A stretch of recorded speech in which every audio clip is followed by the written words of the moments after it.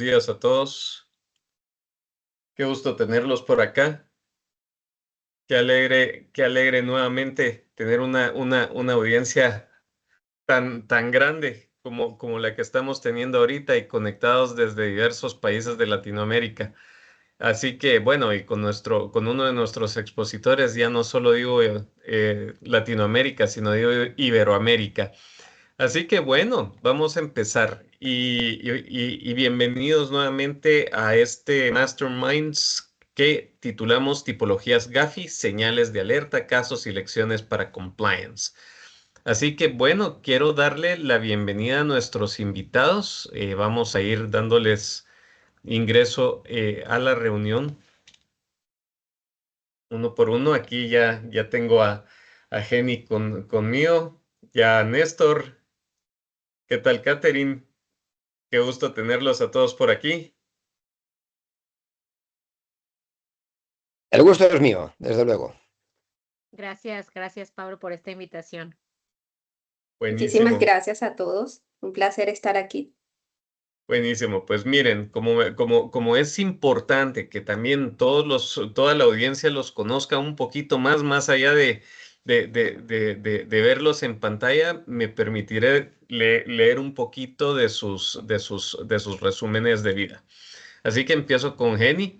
Jenny Estrella González es especialista en Derecho Financiero con certificación de PLDFT ante la Comisión Nacional Bancaria y de Valores y la Unidad de Inteligencia Financiera de México. Con 10 años de experiencia profesional en compliance, especialización en enfoque basado en riesgos, gobierno corporativo y sociedades nacionales y extranjeras. Es oficial de cumplimiento en el sector financiero, así como responsable de cumplimiento en materia de actividades vulnerables ante el Servicio de Administración Tributaria. Auditora certificada en materia de prevención de lavado de dinero y financiamiento del terrorismo.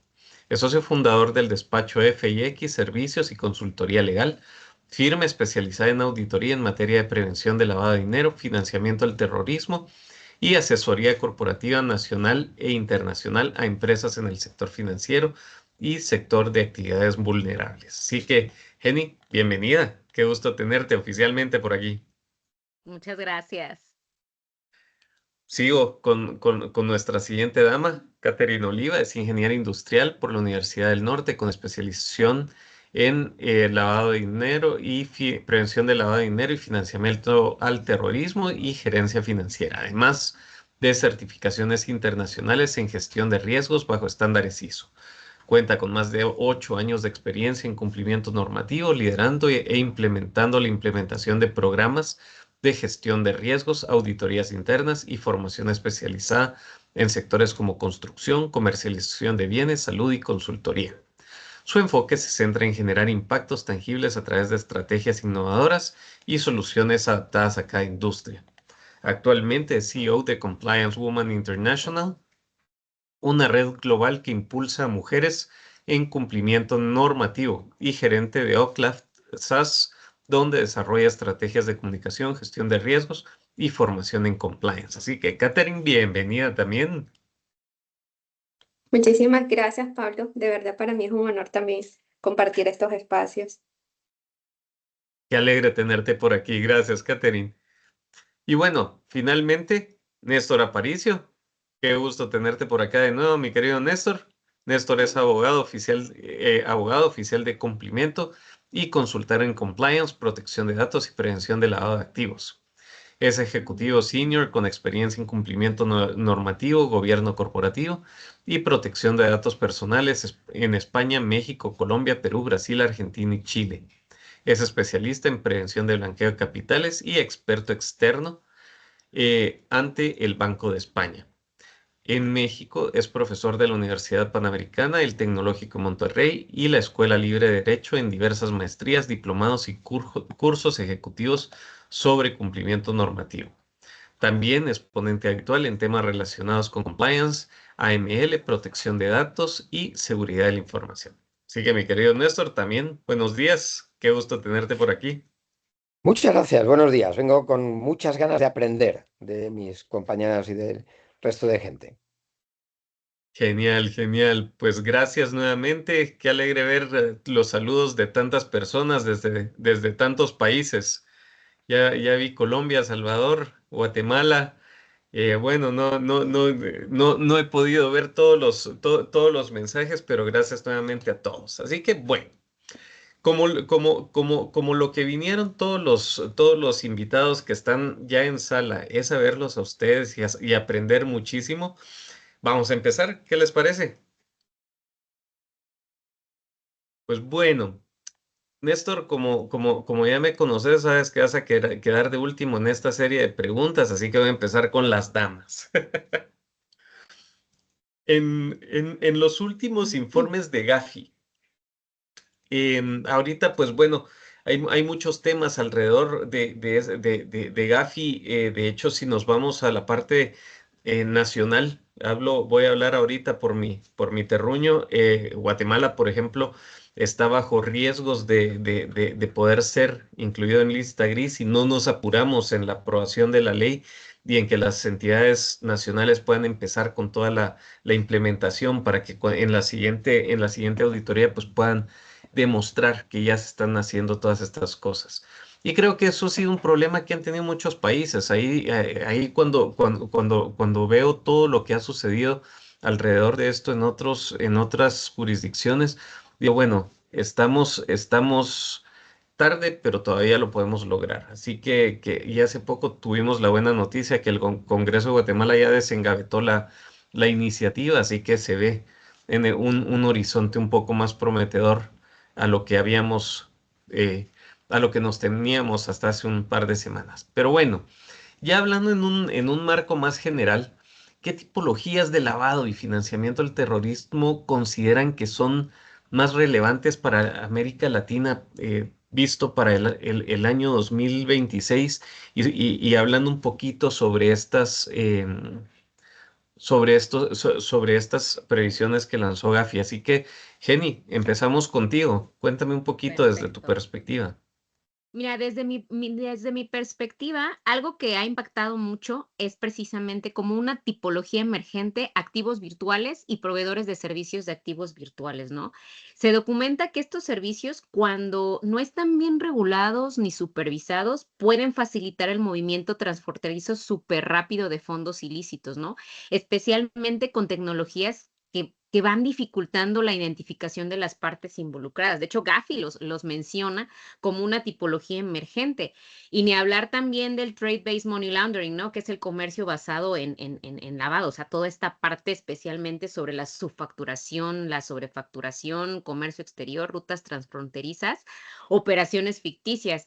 Desde mi punto de vista, y así como de Flashlight, son las tipologías emergentes que puedo yo considerar, y también, por supuesto, Gatekeepers, que está muy fuerte aquí también en toda América Latina, que mis compañeros también no me van a dejar mentir, pero de las tipologías consideradas más relevantes, acorde a tu pregunta, consideraría estas tres como punta del iceberg. Gracias, Jenny. Catherine. Gracias, Pablo. Bueno, efectivamente, totalmente pues de acuerdo con Jenny. Si realmente revisamos el informe, ¿cierto?, que emitió el CAFI y su red regional, yo pienso y considero que el mensaje es claro. América Latina no solamente está enfrentando tipologías nuevas en esencia, ¿cierto?, sino que son tipologías más sofisticadas, incluso combinadas, en los cuales tecnológicamente se han potenciado. Entonces, realmente es lo que vemos muchas tipologías nuevas. Por ejemplo, en el caso de Colombia, de los 53 casos, creo que aproximadamente que se emitió el informe del GAFI, Colombia tenía 6 casos. Yo creo que les aplicaba la mayoría de las tipologías. Y estamos hablando inicialmente de tipologías relacionadas pues al tema de criptomonedas, como muy bien lo decía Jenny, pero también hay un tema que es la combinación de este tipo de tipologías, que es donde ya realmente el criminal o las organizaciones criminales están abordando muchísimo más el tema tecnológico para disfrazar este tipo de tipologías. Porque si bien es cierto, ok, listo, ya la mayoría conocemos tipologías de lo que es una empresa fachada, de lo que es una empresa pantalla, de lo que es una empresa ficticia, pero al combinar todas estas tipologías es lo que lo hace realmente en esencia. Por ejemplo, cuando nosotros hablamos de estructuras jurídicas, estamos simplemente enfrentando algo intensivo. Ahora, ¿por qué esto es importante? Porque las personas jurídicas realmente otorgan una legitimidad automática.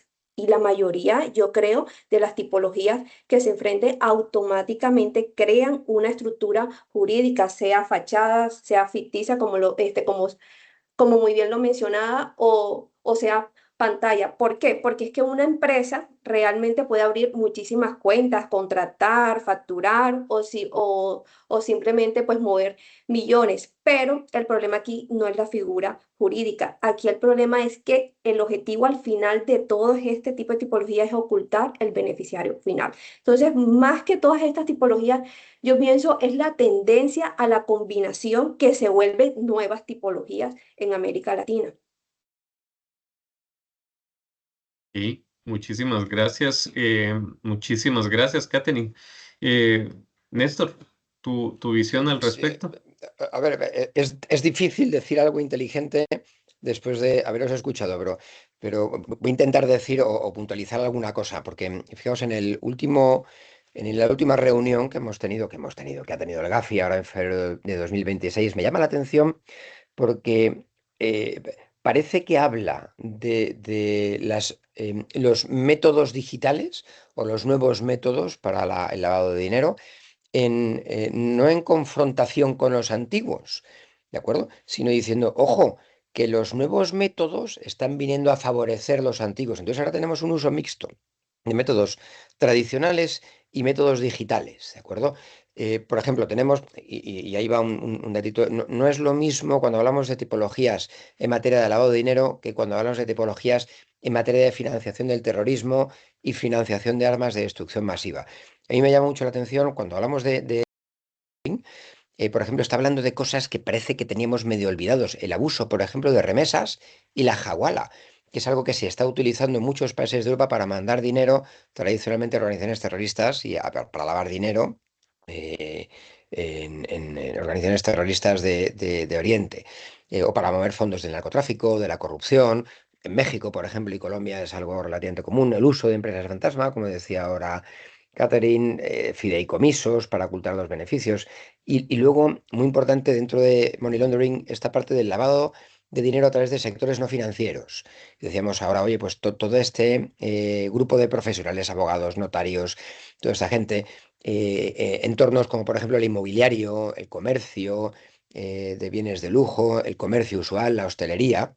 Y luego tenemos algunas tipologías clave con las que no queremos vernos involucrados, o no es tan fácil que nos veamos involucrados en materia de financiación del terrorismo, por ejemplo, financiación de grupos extremistas, ¿de acuerdo? Vía organizaciones sin ánimo de lucro o NPOs, crowdfunding en redes sociales.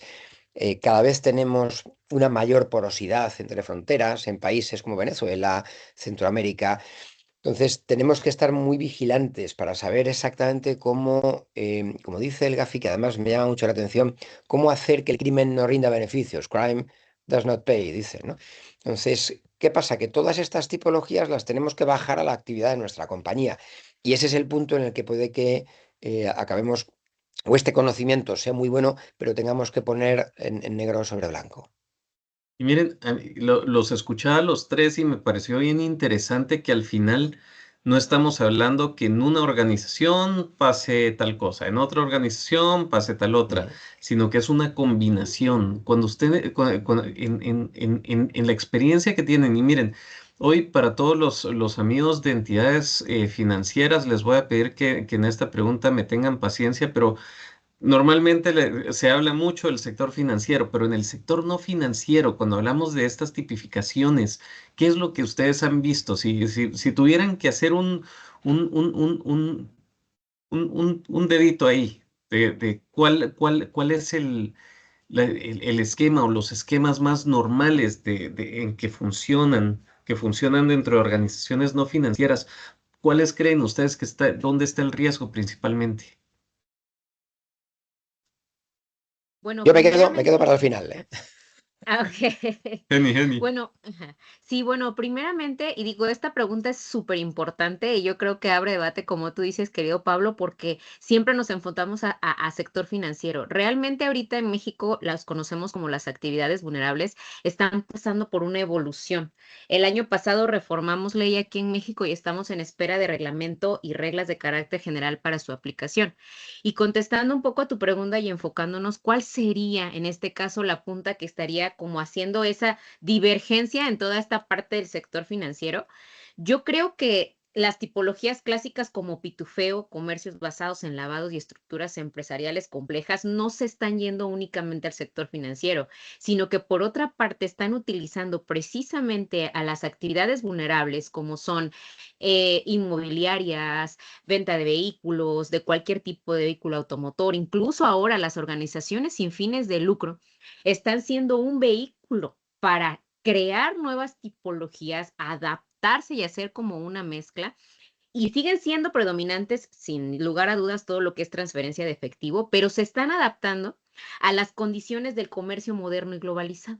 Entonces, hablando de comercio, efectivamente, pues nos enfocamos a las sociedades mercantiles y obviamente con esa finalidad de lucro que van a hacer, pues lógicamente, aunque no reemplazan a las tipologías tradicionales, las han complementado y ampliado. Entonces ahora vemos que las actividades vulnerables sirven para mover fondos rápidamente, sin intermediarios y con un pseudo anonimato por ahí, cuando no hay transparencia del beneficiario controlador, por ejemplo. Ok. ¿Quién? Néstor. Ok, Fíjate, es que... las damas. No, No, te te toca. explico. Me he pedido para el final, Catherine, te toca. Así Claro que aprovecho sí. y digo menos. No, totalmente pues de acuerdo. Yo pienso que anteriormente pues todo lo que, o sea, lo que decía Jenny, el control está prácticamente pues en el tema financiero, pero si nos enfocamos específicamente en esa evolución o en esa conversión precisamente de las tipologías tradicionales, y muy bien Néstor lo decía, ya no se trata de que no existan las antiguas, sino que esto sea normalmente sostificado y potenciado. Por ejemplo, en el caso del fraccionamiento del pitufeo, específicamente en esa tipología, yo creo que anteriormente nos enfocábamos en el sector financiero, era porque consistía en depósitos eh, en efectivo. Incluso en la época de Pablo Escobar, literalmente funcionaban, el control era revisar las maletas, pero la organización perdón, la organización criminal siempre va un paso mucho más adelante que los entes de control. Entonces, mientras que ellos estaban investigando el tema de las maletas, yo creo que en ese caso Pablo Escobar automáticamente ya inyectaba la droga en las llantas de los aviones, como muy bien lo decía. Entonces yo pienso que el sector financiero ya no simplemente abordaba, sino que esto se ha tipificado a organizaciones no financieras, como es el caso de los casinos, que creo que es un sector netamente vulnerable por el alto flujo de efectivo. Ahora ya los pagos netamente pues son a partir de transferencias en billeteras digitales, el uso múltiples de cuenta finge, incluso ya hasta se está manejando todo ese tema que conocemos como los bots que ejecutan miles de transacciones. Y automáticamente estas organizaciones no financieras, como es el caso de la construcción, de ocultamiento del beneficiario final, precisamente cuando tú compras bienes, automáticamente los colocan pues a nombre de otras personas. ¿Por qué? Porque no, porque aparentemente piensan que no hay un control netamente como lo tiene el sector financiero, pero para mí yo considero que el sector no financiero podría ser muchísimo más delicado. ¿Por qué? Porque precisamente el sector financiero llega a tener el uso financiero después de, es decir, después que ya yo he organizado mi crimen, después de que ya he inyectado este dinero ilícito, después de que ya he hecho todo, porque para adquirir, por lo menos anteriormente, para adquirir un bien inmueble, una mansión, lo único que necesitaban era, necesito que tengas pues, el dinero. No te hacían el estudio crediticio como te hacen en una entidad financiera, te estudian. Entonces, realmente pienso que ya las organizaciones criminales ya no se van directamente por el sector financiero. ya empiezan a organizar organizaciones, crear empresas pantallas, pero ¿a través de qué? A través de un algoritmo, a través de un algoritmo que se le sea muchísimo más fácil o que adquiera una velocidad netamente fuerte para que o sea, para que todas las transacciones funcionen pues directamente. Entonces, aquí prácticamente se podría decir que el control ya no puede basarse únicamente en el monto de las transacciones, sino debe basarse prácticamente en el análisis y en la estructura que las organizaciones actualmente están teniendo en el tema no financiero. Ok, gracias, Catherine. Ahora sí, ahora sí. Muchas gracias. Fijaos que en ocasiones, y está muy bien lo que habéis contado, pero en ocasiones vamos a pensar en la gente que lava dinero como un empresario, ¿de acuerdo? Entonces, ¿qué busca el empresario? Pues mínimo esfuerzo, máximo rendimiento. Entonces, tenemos que tratar de pensar o identificar cómo podemos obtener un máximo beneficio, un máximo rendimiento con un mínimo esfuerzo. Y, por ejemplo, a mí se me ocurrió ahora mismo, y es usual, la compra de inmuebles, por ejemplo, ahora, y lo estamos percibiendo en Madrid, por ejemplo, han desembarcado cientos de personas de América del Norte, de Centroamérica, de Sudamérica, a comprar inmuebles además, fijaos, con un evento muy relevante, y es que financiarse en algunos países como México, por ejemplo, te sale un 25, 30, hasta 50%. Aquí se están concediendo hipotecas a un 6,5%. Entonces, ¿qué pasa? ¿Qué dicen los americanos que vienen para acá? Oye, es que me sale muy barato financiarme, ¿de acuerdo? Con lo cual voy a ir para allá, meto el dinero a plazo fijo. Claro, ¿qué banco en España? Voy a tirar piedras un poco contra mi propio tejado. Dice, oye, te voy a meter 3 millones de euros, ¿de acuerdo? Así de una vez. Y lo vamos a meter en plazo fijo, lo vas a meter aquí, me lo vas a dejar durante los siguientes 2, 3 años, pero además se ha generado un producto específico de unas hipotecas que puedes amortizar para que en un año, dos, tres, porque la gente tiene el dinero. ¿Qué es lo que sucede? Que ese dinero llega a través de diferentes fondos. Lo hemos visto ahora mismo. En México, por ejemplo, han cerrado dos bancos que tenían controles muy insuficientes, ¿de acuerdo? Y son bancos pues, que tenían algún problema, pero es que eso pasa en toda América.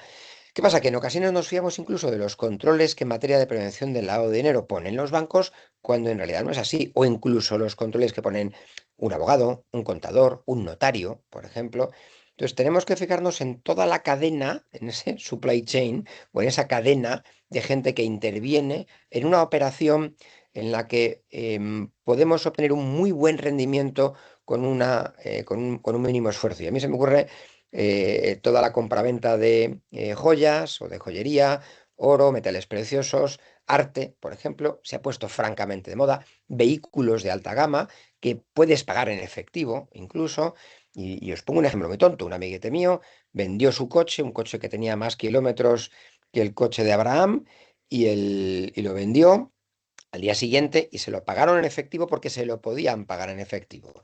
Eran menos de, no me acuerdo qué dinero era, él lo ingresó en el banco sin ningún problema porque llevaba su factura.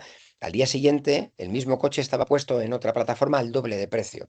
Con lo cual, el que había, vamos a no sospechar, puede haber lavado el dinero o no, iba a recuperar el 100% de su inversión. Es más, iba a recuperar el 200%.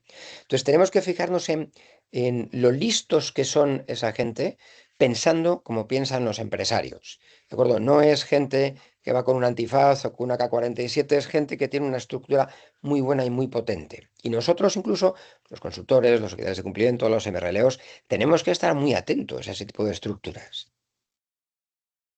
Gracias, gracias, Néstor. Miren, hay un tema que me dejaron por fuera los tres y creo que es importante. Y de hecho, Javier Moncada deja una pregunta en el chat y dice que, em,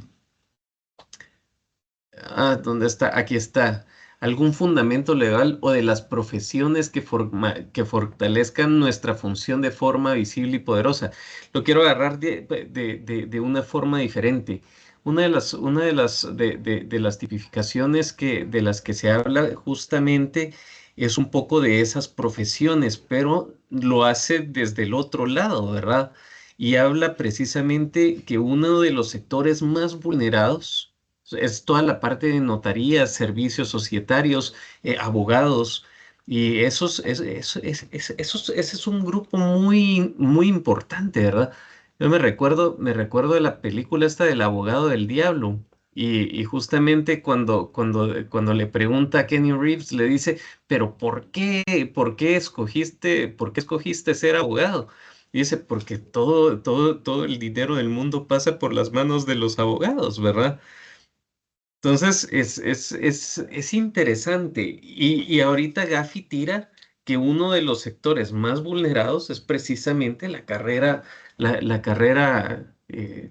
legal. ¿Qué creen ustedes que podría hacerse ahí? Bueno, Jenny y Néstor son abogados. Catherine y yo estamos del lado claro de la fuerza, pero ustedes que están del lado oscuro de la fuerza. ¿Qué opinión tienen ahí? Porque creo que vale la pena tocar ese punto. Mira, yo creo que esto va muy relacionado, querido Pablo, precisamente con la tipología de gatekeepers, ¿no? Que es algo que igual leímos, ¿no? Y como bien dices, ahí nos tiran al lado oscuro donde más que hacernos guardianes o profesionales precisamente de la profesión y de las estructuras, nos hacen los malvados, ¿no? De todo este cuento mal contado desde mi punto de vista. Porque si bien es cierto, bueno, voy a hablar del caso de México, hay casos muy sonados sin caer en señalamientos como para no echar de cabeza, pero donde precisamente un abogado creó una estructura compleja donde no hay una debida diligencia. Seguramente los que estemos conectados en México, pues se van a acordar de este abogado, pero donde precisamente derivado de él surge una tipología aplicada donde hubo una simulación de compraventa de inmuebles, uso de empresas fachadas, operaciones trianguladas. Entonces, respondiendo un poco a la pregunta es, ciertamente nosotros tenemos que ser los guardianes de los procesos de nuestros clientes y de los sujetos obligados. Mira, no estoy en contra de que se creen estructuras, digamos, realmente profesionales o a grandes escalas, siempre y cuando estén debidamente fundamentados. ¿Cómo podemos protegernos? Yo siempre he dicho que debemos actuar conforme la normativa, conforme la legislación y aplicándolos también de las sanas prácticas que nos emiten los organismos internacionales, las recomendaciones, y siempre darle al sujeto obligado, en este caso, a las personas que acuden con nosotros, la seguridad que lo que están haciendo va conforme a derecho, ¿no? Aquí ya me puse como la investidura de abogada un poco y defendiendo esta parte de la profesión como intermediario que somos, porque la experiencia muestra que cuando nosotros no estamos integrados realmente en un régimen regulatorio sólido, con una supervisión efectiva, o sea, diciéndole al cliente, oye, esto va bajo temas fiscales, temas corporativos, un compliance bien integrado, y una debida diligencia de todos tus clientes para que no se convierta en un punto crítico de vulnerabilidad. Yo siempre, justamente ayer en una asesoría le decía al cliente, oye, es que desde que tu contador, desde que tu abogado interno te está sugiriendo no ser transparente en tus políticas, no tener un beneficiario final bien identificado, no crear empresas para hacer una cosa, hacer otra de la mano, híjole, algo está pasando, ¿no? No estoy en contra de los esquemas a grandes escalas, pero sí creo que debemos enfocarnos en recomendar y protegernos y proteger a nuestro cliente de la creación de estructuras opacas o incluso de servicios fiduciarios y demás, como bien lo comentaba mi querido Néstor, en este caso. eh, Hay que cuidar incluso quién va a ser nuestro fiduciario ya en México, ¿no? O sea, revisar las políticas bancarias, el sistema financiero. Ya el abogado se está convirtiendo, yo les decía, en un auditor. Ya tienes que ser auditor, ya tienes que ser oficial, tienes que ser asesor y de plano, ¿no?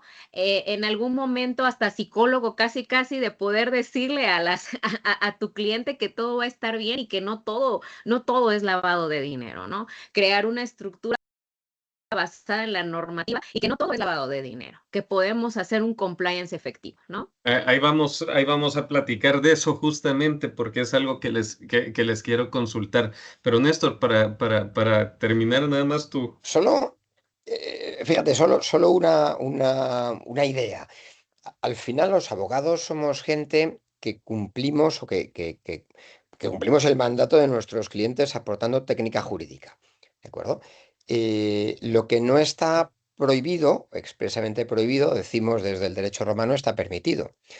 Entonces, claro, ¿qué problema hay con crear estructuras poco transparentes? Pues fijaos, la agresividad fiscal por parte de los estados, la inseguridad. Oye, yo no quiero aparecer como dueño, como beneficiario final en un entorno especialmente agresivo en el que tengo que pagar derecho de piso, por ejemplo, en el que el narcotráfico o la delincuencia está metida. Yo no quiero aparecer. Entonces, ¿qué pasa? Que los propios estados fomentan de alguna forma con sus políticas, o con su falta de políticas, o con la falta de control, el hecho de que los abogados estén, no digo estemos, porque nosotros estamos en el lado bueno de la historia, pero sientan la tentación de ayudar a sus clientes, insisto, de forma hasta honesta o intelectualmente honesta, diciendo, oye, es que este tipo se puede jugar la vida, caray, con lo cual voy a crear un fondo, un trust, por ejemplo, absolutamente anónimo o confidencial o lo que sea, ¿de acuerdo? Ahora bien, ahora viene la otra parte de la moneda, ¿de acuerdo? ¿Qué pasa cuando el abogado se ha pasado de verdad al reverso tenebroso y es el auténtico hijo predilecto de Darth Vader? Bueno, pues en ese momento ya tenemos un problema porque ahí la única, la línea que te diferencia del delito y de entrar en prisión es tu ética personal. Y hay que saber decir que no. Muchos países, por ejemplo en Europa, lo que se ha hecho es perseguir a los abogados imponiéndonos una serie de obligaciones que han sido incluso, aquí por ejemplo en España, han sido incluso declaradas ilegales. Por ejemplo, la autoridad tributaria aquí declaró la obligación de que los abogados tuviéramos que declarar en el caso de que hubiera prácticas de este tipo, incluso decir quién de nuestros clientes podía llegar a estar cometiendo un ilícito fiscal. Eso se anuló, obviamente, pues porque no tenía sentido, porque teníamos el secreto profesional. Pero debajo del secreto profesional no vale todo y tenemos que ser, los abogados, de ser capaces de decir dónde sí y dónde no. ¿De acuerdo? Tenemos ejemplos muy buenos, caray, donde hemos visto, por ejemplo, en real estate, en países, se me ocurre ahora mismo, como India o como Bélgica, como la colaboración entre gatekeepers, abogados, por ejemplo, contadores, agentes inmobiliarios, notarios, han llegado a desvelar tramas de lavado de dinero. Y no nos vamos a muy lejos. En Argentina, por ejemplo, en el momento en el que se ha facilitado el acceso a beneficiarios finales, hemos reducido significativamente el uso de los trusts. Entonces, ¿qué pasa? Que detrás de cada estructura legal de este tipo había un abogado o un especialista en leyes, vamos a decir. Caray, ahí lo que tenemos que hacer es dar mucha formación. Ya no me vale el asunto de voy a poner sanciones, porque luego la sanción va a depender de que efectivamente haya una autoridad lo suficientemente fuerte como para poder imponer esas, o sostener o ejecutar esas sanciones. Es la parte de la ética personal. Y la ética personal vamos a decirlo, lo tienen que favorecer los colegios de abogados, las barras. Tenemos que ser muy ejemplares. Como decía ahora Genio, oye, es que estamos en el lado bueno de la historia. Tenemos que ser conscientes de los riesgos que tenemos, incluso de ingreso en prisión, porque podemos ser cómplices. No, me encanta esa perspectiva, porque al final de cuentas, creo que todos en cualquier tipo de profesión, ahorita pues quise echarle un poquito de chile a la conversación, porque sé que hay muchos abogados también en la audiencia y tenemos mayoría de abogados también aquí en la conversación, así que por eso lo hice. Pero miren, ya reencauzando un poquito también la conversación al tema de las tipologías, me llamó la atención, aquí hacen una pregunta, Luis Ruano, lo tira para la parte del sector asegurador, pero quisiera irme un poquito más general, porque dice qué nuevas tipologías o qué nuevas tendencias se están dando, pero aquí quiero reenfocar la parte de nuevas tendencias y quiero irme a la parte cripto, que creo que es un tema interesante que deberíamos de platicar en este foro y que es uno de los temas que más ha evolucionado de la parte tradicional hacia las nuevas amenazas, ¿verdad? Entonces, ¿cómo ven ustedes esa evolución de las tipologías tradicionales hacia las nuevas amenazas que se pueden ver dentro de este espectro cripto? Ahora me voy a ir al revés, no, me voy a ir ahora con Catherine, que es que fue la segunda, ahora la paso primero. Ok, listo. Bueno, antes de iniciar con la pregunta, de verdad, cabe resaltar de que estas profesiones yo les llamo mis superhéroes. Mis superhéroes porque tienen una línea muy delgada en incluso lo que decía Néstor, en poder decidir, porque a veces pasa simplemente no por falta de conocimiento, sino porque hay tanta confianza que los entes de control o los líderes o los dueños, mira, yo te necesito tus servicios, pero sin abordar más allá. Entonces crean este tipo de estructuras. Yo necesito crear esta empresa, señor abogado, yo necesito autenticar este documento. Entonces, en el caso de Colombia, quiero hacer muy énfasis en eso. Este tipo de organizaciones o de profesiones, perdón, en algunos casos están vigilados, pero ¿qué pasa? Están vigilados bajo unos montos. Pero si entramos a revisar el Código Penal específicamente de Colombia, cuando hablamos de lavado de activos, no solamente estamos hablando simplemente de grandes transacciones, desde el hecho de asesorar. Entonces, tú puedes asesorar una organización o un crimen por un monto bajo y fácilmente estás dejando de ser obligado. Entonces yo pienso que aquí el ente de control frente a este tipo de profesiones tiene que tener, y yo creo que los abogados aquí me van a matar de pronto, o el tema de los contadores, hasta dónde es esa línea, ¿cierto? Mirar hasta dónde puede llegar esa línea. Yo estoy asesorando, pero el Código Penal de Colombia habla de 20 verbos rectores que caben dentro de la línea de lavado de activos: asesorar, almacenar, entregar, transferir. Y todas las personas se enfocan solamente en transferencia. Cuando hay transferencias de dinero ilícito, eso es lavado de activos. No. Cuando hay almacenamiento, cuando hay asesoramiento, cuando hay entrega, cuando hay guardar documentos también. O sea, estamos hablando de un tema bastante delicado, y yo creo que este tema pues le toca principalmente pues a ese tipo de profesiones. Incluso creo que en la mayoría, porque la mayoría creo que gestamos asesoramiento, gestionamos documentos, transferimos, almacenamos, transportamos. Entonces, ahí como quería dejar ese tema ahí a mis superhéroes. Siempre les digo a mis superhéroes. Bueno, ¿cómo han evolucionado estas tipologías tradicionales frente a las nuevas amenazas del criptoactivo? Si bien es cierto, yo lo mencionaba al principio, cuando nosotros hablamos de nuevas amenazas, realmente como los criptoactivos, lo primero que debemos entender es algo fundamental. Y nuevamente lo recalco, las tipologías tradicionales no han desaparecido. Creo que Néstor ya lo venía pues comentando, sino que al contrario, este tipo de tipologías, lo que ha pasado es que se han adaptado, ¿cierto? Ha habido una evolución por adaptación, más no por sustitución. Entonces, eso es lo primero que debemos que tener claro.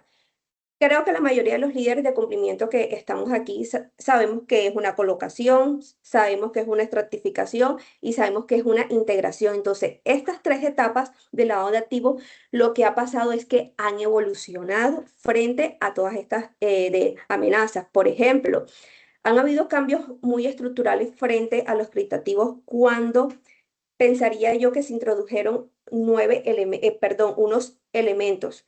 Jenny lo comentaba al principio, que era el pseudonimato. Realmente no es anonimato absoluto, pero este tipo de criptoactivos lo que hace es que dificulta la identificación inmediata del titular. Anteriormente era muchísimo más fácil pedir una cámara de comercio, pedir el RUT, pedir la composición accionaria, pero frente a estas creaciones de tipologías de criptoactivos. Ojo, criptoactivo no quiere decir de que sea una tipología, nada, sino es la estructura, porque la mayoría, yo creo que en algunos casos y en algunos países ya se está empezando pues a regular. Entonces, aquí es muy importante es la estrategia que ha diversificado es anteriormente, pero aquí el ocultamiento ya se hace un poco más complejo. Otro elemento que yo considero dentro de los criptoactivos es la desintermediación, ¿cierto? Ahora, no hay banco. En algunos casos no hay banco. No siempre hay proveedores de servicios de activos virtuales regulados. Ese es un tema también bastante complejo, pues que habría que analizar. Además, pueden trabajar o operar a través de un contrato inteligente automático. Aparte de eso, podríamos considerar también la velocidad, ¿cierto? La velocidad que yo le decía al principio. Una operación de transacción que anteriormente se operaba día, ¿cierto? Hoy por hoy ocurre en segundos. Y no ocurre en segundos, sino en diversificación. Tú hoy puedes mover hasta 48, 53 transferencias en cuestiones de segundos. Entonces ha cambiado que la velocidad también. Y también podemos mirar la fragmentación de los valores. Anteriormente decían, bueno, un activo puede dividirse en cientos de tokens. Estamos hablando de las tipologías ahora nuevas, modernas, que creo que no lo menciona el informe de Gafi, a través de videojuegos, que automáticamente tú puedes vender cientos de tokens a través de videojuegos. Yo recuerdo, perdón, tanto todos los días que me diga, mami, por favor, préstame tu tarjeta para comprar unos toques porque necesito cambiar a este muñequito. ¿Cuántos? ¿Cuántos no estamos vendiendo ahí o cuántos no se están transfiriendo en temas de toques de videojuegos? Y fácilmente podemos pasar desapercibidos. Y la mayoría de esos juegos digitales quizás no están regulados. ¿Por qué? Porque en algunas superintendencias quizás esa parte de los videojuegos lo crean aislado del sistema de control o automático. Entonces, ya por ahí simplemente estamos hablando de una fragmentación de valores y qué otras variables aquí nos podríamos detener dentro del tema de los criptoactivos. Entonces, es algo muy importante que esto ha evolucionado. Muchísimas gracias, Catherine. Néstor, paso contigo. Al que le voy a dar al este. Es que es francamente interesante. Ya has comentado antes, Catherine, un elemento que en ocasiones perdemos de vista porque nos liamos demasiado o pretendemos liarnos demasiado en conceptos, ¿de acuerdo? Pero fijaos, al final el cambio de paradigma ha sido el del espacio en el que se desarrolla ese delito. La estafa ha existido toda la vida. Ahora tenemos una ciberestafa. El tipo penal es el mismo, el bien jurídico protegido es el mismo, los intervinientes son los mismos, el medio es lo que no es el mismo. Y ese medio dificulta su persecución y dificulta su conocimiento, el conocimiento de las partes que integran ese delito o esa operación y la persecución. Con el tema de los criptoactivos, nos pasa un poco lo mismo. Es decir, lo que tenemos es una suerte de anonimato o más que anonimato, confidencialidad reforzada, pero los delitos que tenemos son los mismos. Hemos visto hace relativamente poquito cómo hay deudas que se pagan cambiando físicamente las claves del wallet. ¿De acuerdo? Entonces, oye, yo te doy mi wallet, te doy la clave para que tú accedas y a cambio me das $1.000.000, que es lo que cuesta o cuál es el precio o lo que sea. Eso lo hemos tenido toda la vida, ¿de acuerdo? Lo que pasa es que ahora se dificulta mucho la persecución. Por ejemplo, hacía referencia antes esta reunión del plenario que tuvo el Gafi en México en febrero, por ejemplo, no solo hablaba de las estafas aprovechando el fraude cibernético, sino además de los activos virtuales y del uso de las nuevas tecnologías. Y decía, a ver, uno de nuestros principales riesgos que tenemos ahora mismo son los proveedores de servicios de activos virtuales en el extranjero. Los desafíos que tenemos con los stablecoins, las billeteras no custodiadas, por ejemplo. Entonces tenemos un barullo de elementos que, claro, cuando nos ponemos y alguien preguntaba ahora, oye, ¿podéis contar qué es esto de los tokens y tal y cual? Digo, el problema no es el de comprensión de cada uno de estos conceptos. Tenemos que trasladar eso al entorno que conocemos. ¿De acuerdo? Porque al final dices, oye, ¿qué diferencia hay entre un utility token y un security token, un stablecoin? Al final es prácticamente lo mismo. Oye, yo es que estoy manejando dinero en efectivo, estoy manejando las millas de mi aerolínea y estoy manejando PayPal, por ejemplo. Entonces, más que comprender cada uno de estos conceptos, que podemos entenderlos de forma perfecta, al final es decir, oye, ¿de qué forma puede darse este delito o este mal uso tradicional en este entorno? Sabiendo que el principal problema que tenemos es una confidencialidad con respecto a las partes que intervienen, que es muy difícil de abrir, y luego la dificultad que tenemos a la hora de perseguir o de dar con el origen del dinero y con el fin. ¿De acuerdo? No olvidemos además que, y ya con esto termino, que además este tipo de entornos, ¿de acuerdo? Lo que están haciendo en algún momento de su existencia van a tener que utilizar un entorno tradicional como el banco, ¿de acuerdo? ¿Qué es lo que está pasando ahora? ¿A qué nos estamos enfrentando? Pues el uso de bancos, por ejemplo, para lawyering o el smurfing. Tenemos una serie de elementos en los que al final de toda esa línea va a tener que haber un banco. tenemos que reforzar también el que los bancos dispongan de tecnología o de conocimiento suficiente como para identificar dónde se da el lavado de dinero en el uso de criptoactivos, porque el problema, además, lo comentaba ahora Catherine, es que el banco tradicional se mueve a 33 revoluciones, caray, y los criptoactivos se mueven a la velocidad de la luz, es decir, a 5G o más, ¿no? Entonces, claro, es muy difícil perseguir a alguien que corre 1000 veces más deprisa que tú. El blindaje lo tenemos que poner en el momento de entrada y de salida del dinero. Lo que pasa en medio no vamos a poder manejarlo. Hace todo el sentido del mundo. Porque sí, ahí sí que escucha, echa la ley, echa la trampa. Entonces van muchísimo más rápido y la forma en que se está utilizando el criptoactivo para todo esto es una tecnología revolucionaria que va para muchas cosas buenas, pero la forma en que también se está usando para el mal es impresionante. Sí, mira, yo quiero hacer un Jenny, punto perdón. importante aquí. Sí, adelante.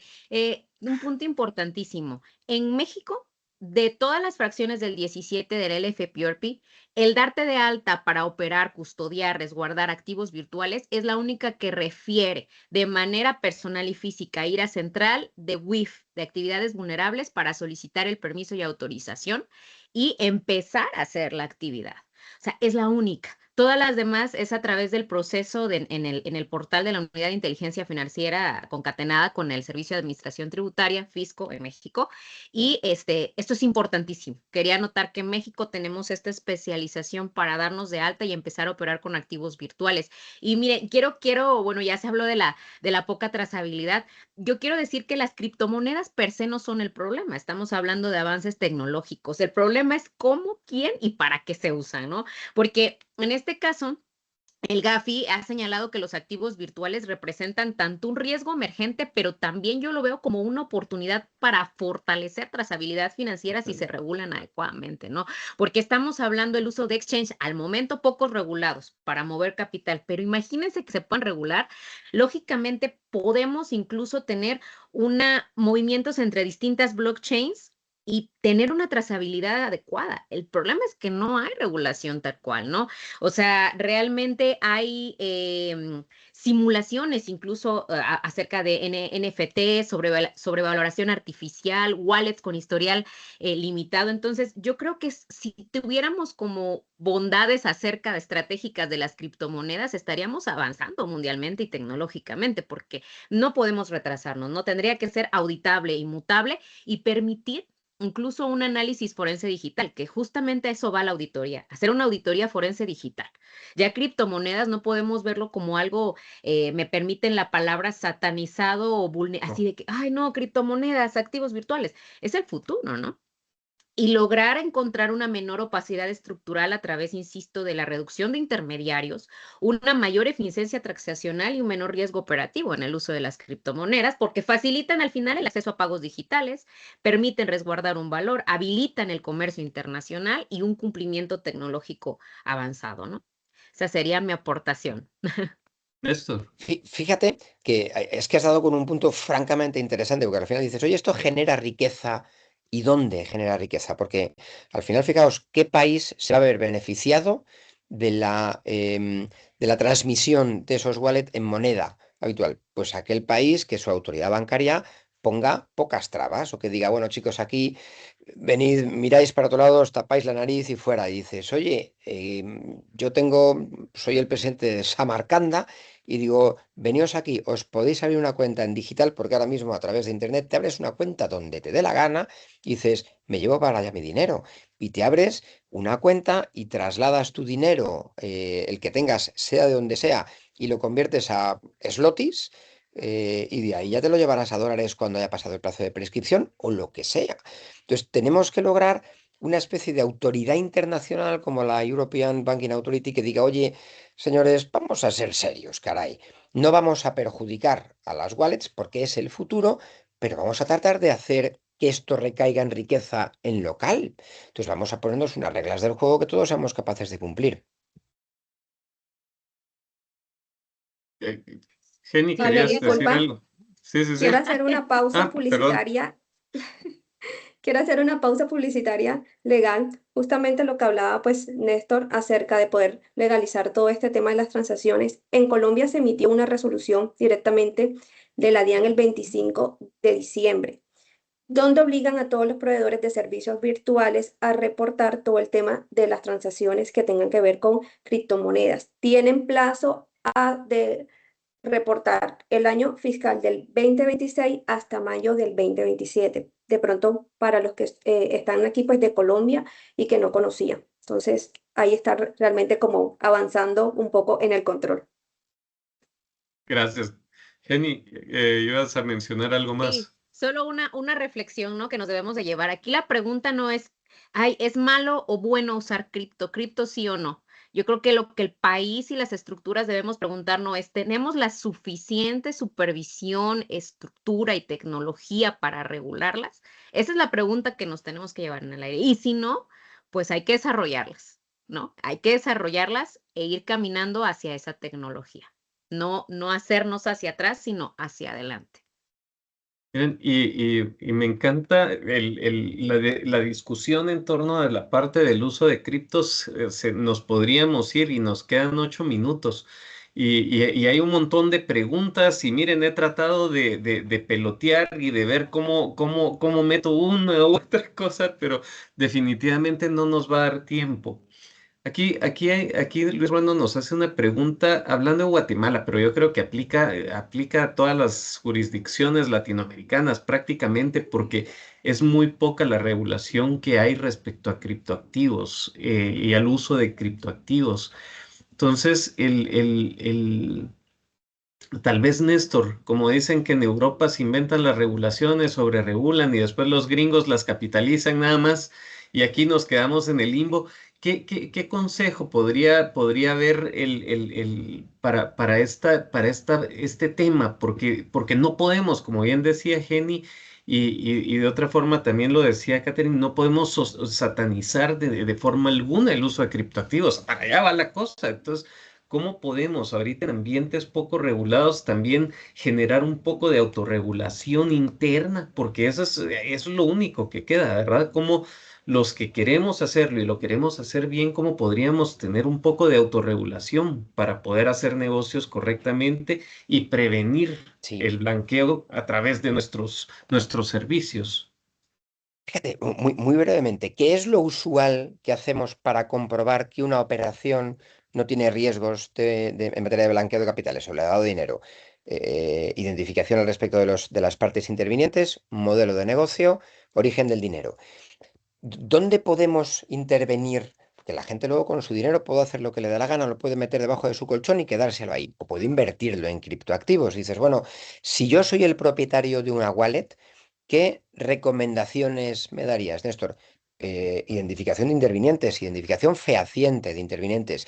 ¿Quién eres? Identifícate, voy a comprobar quién eres con tu DNI, con tu pasaporte, con lo que tengas, ¿de acuerdo?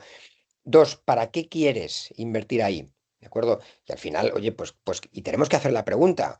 Bueno, ¿quién eres también? ¿Quién eres? Si eres un PEP o una persona políticamente expuesta, pues tienes que decirlo. O tenemos que tener la tecnología suficiente como para saber con quién estamos tratando nuestros negocios. Dos, que decía, ¿cuál es tu modelo de negocio? ¿Para qué quieres intervenir aquí? Oye, ¿para qué te quieres comprar una casa? ¿Para qué te vas a comprar un cuadro? ¿Para qué te vas a hacer un seguro de vida a favor de tu marido? ¿Pretendes asesinarle mañana? En realidad no, mañana no, pasado mañana. Bueno, tenemos que hacer una serie de preguntas. Y tres, ¿cuál es el origen del dinero? ¿De acuerdo? Oye, vas a invertir tu dinero en mi wallet, yo te lo voy a preservar, tú vas a moverlo, vas a hacer lo que sea. ¿De dónde viene este dinero? ¿De acuerdo? No, pues es que soy un PEP y voy a ingresar 2 millones de dólares. ¿De verdad? ¿De dónde viene ese dinero? No. Voy a ingresar 100.000. ¿De dónde viene? Pues de la herencia de mi abuela. Oye, no hace falta que me traigas el cadáver de tu abuela, pero acredítame que ha muerto o que has heredado. Entonces, son tres conceptos que tenemos que aplicar porque ya vienen del KYC tradicional. Entonces, no nos inventemos grandes cosas. Vamos a ser capaces de aplicar recetas antiguas que funcionan a entornos tecnológicos nuevos, pero que siguen funcionando esas recetas antiguas. Gracias. Pues Néstor, Néstor, Jenny, Catherine, estamos a 5 minutos y estamos que está buenísimo. Yo creo que hoy sí se nos quedó cortísimo el tiempo. Quiero hacerles una pregunta. Tradicionalmente ustedes saben que a mí me gusta cerrar el programa con una recomendación final, pero hoy no quiero hacerlo. Hoy quiero hacerles una pregunta que creo que sí es bien importante dejar, porque tenemos muchas personas aquí que a veces se preguntan, nos preguntamos todos cuáles son esas señales, ¿verdad? De alerta que suelen pasar desapercibidas, porque hay muchas que son muy obvias y que con un poco de experiencia, personas con la experiencia de las personas que están en nuestra audiencia, personas como ustedes, panelistas, pues las pueden ver a 1000 kilómetros de distancia, pero ¿cuáles son esas que son tan sutiles que a veces pasan desapercibidas y que creo que sería un tip interesante? Tratemos de irnos en 1 minuto cada uno. Eh, regreso otra vez, Jenny, para que empieces tú. Ah, no, ahorita le toca a Néstor empezar. Sí, sí, sí. Yo acabo de hablar, o sea, puedo estar hablando los 5 minutos, pero me voy a reservar para el final porque son más inteligentes que yo, entonces que hablen ellas, tienen cosas más interesantes que decir. Bueno, Jenny, en 1 minuto. ¿Cuál es En un ese minuto. red flag que se El pasa red flag, siempre? el red flag que puede pasar desapercibido, ¿no? Una normalidad operativa excesiva, ¿no? Ah, el documento. ¿Dónde está el riesgo? Dice cliente con operaciones constantes, montos estables, sin movimientos escandalosos, pero que todo busca mimetizarlo, ¿no? Con una operación cotidiana y hay de repente ciertos márgenes que no corresponden a su giro, crecimiento sin lógica comercial. ¿Por qué? Porque el lavado sofisticado no hace ruido, ¿no? Entrega de documentos muy rápido, responde a todo, una aparente transparencia, cuando hay una documentación perfectamente estructurada que puede ser parte de una simulación muy bien diseñada. Red flag, 1 minuto. Gracias, Jenny. Catherine, 1 minuto. Bueno, 1 minuto. Bueno, yo pienso que cuando hablamos de las inconsistencias estructurales no transaccionales, muy bien lo decía también Jenny, cuando hablamos de operaciones demasiado ordenadas, impecables, aparentemente decimos, no, no vamos a hacer nada la contraparte está entregando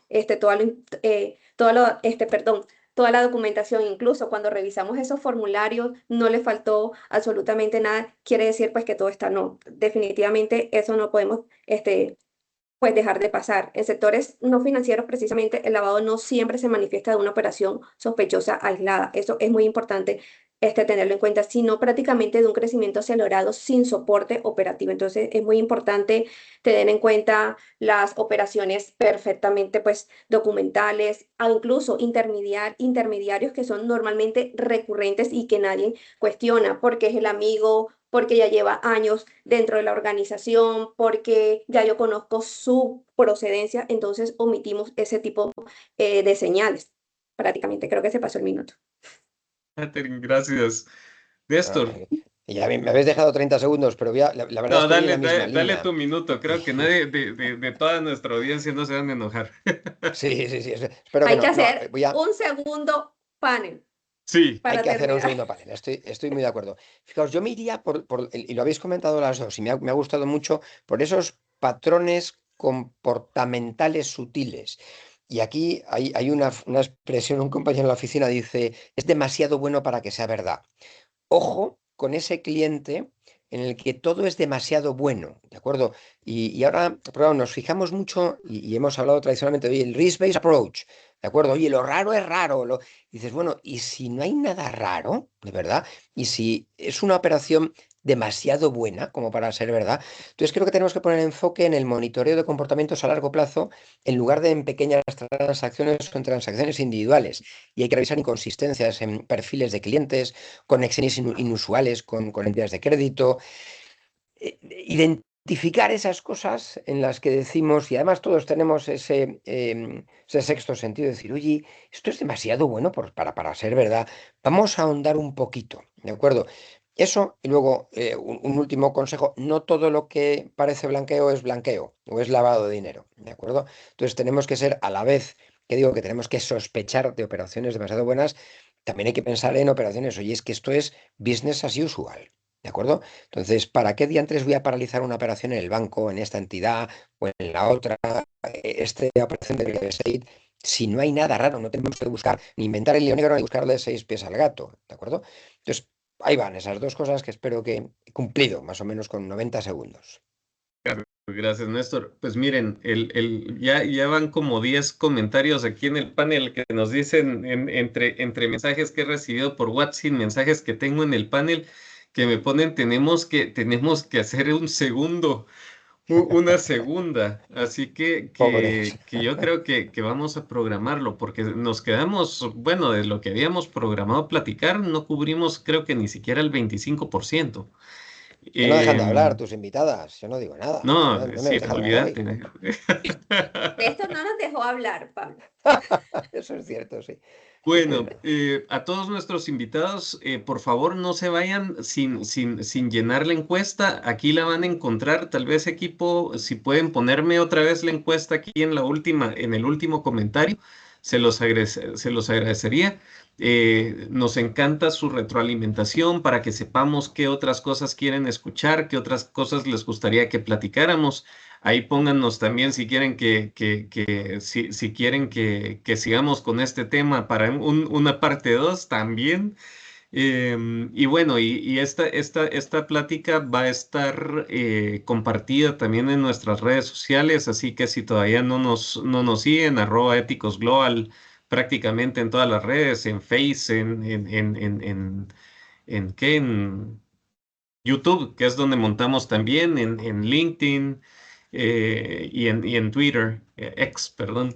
Entonces, ahí pueden encontrarnos sin ningún problema y ahí van a encontrar próximamente el link también para este conversatorio. Así que, Jenny, Catherine, Néstor, quiero darles las gracias. De verdad, un aplauso a todos por sus aportes y por todo lo que hemos cubierto y todo lo que nos faltó. Así que, y a todos nuestros invitados les damos las gracias. Qué alegre haberlos tenido. Su participación interesantísima. Hoy sí me voy a disculpar públicamente con muchísimos de los asistentes porque no pude tomar en cuenta las preguntas de todos. Ahí sí que entraron tantas cosas. Este tema genera tanto interés y realmente nuestros panelistas han aportado tanto que se me dificultó. Pero seguro vamos a tener una parte 2. Así que bueno, les mandamos un abrazo a todos. Muy feliz fin de mes prácticamente. Prepárense ya para el último mes del primer trimestre del año. Se está yendo ya el primer trimestre, fíjense. Así que bueno, no sé, Jenny, Catherine, Néstor, despídanse del público porque ya acaparé la despedida.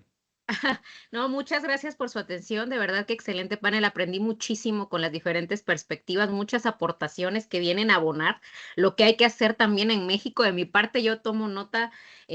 Un honor compartir panel con Néstor, con Katy, la verdad, expertos, y para mí es un privilegio estar aquí. Muchas gracias por todo. Gracias, Jenny. Muchísimas gracias. Igualmente también fue un honor haber compartido con grandes líderes como Jenny, como Néstor. Aprendí muchísimo, de verdad. Gracias, Pablo, por estos encuentros y de verdad yo también me quedo ganas con un segundo panel, donde ya entremos a abordar analíticamente, técnicamente cada Sí. tipología. De verdad que sería muy interesante. Gracias a todos los que asistieron y de verdad por escuchar y aprender también a través de las preguntas. Sí, sí, sí. Oye, pues muchísimas gracias. Muchas gracias, Pablo, por invitarme, por dejarme conocer a Jenny y a Catherine. Sois esos especialistas. La verdad es que me siento bien pequeñito a vuestro lado. Así que, y muchísimas gracias a los que habéis escuchado, a los que nos habéis aguantado. Me habéis aguantado especialmente. Así que un abrazo muy fuerte y buen jueves para todos.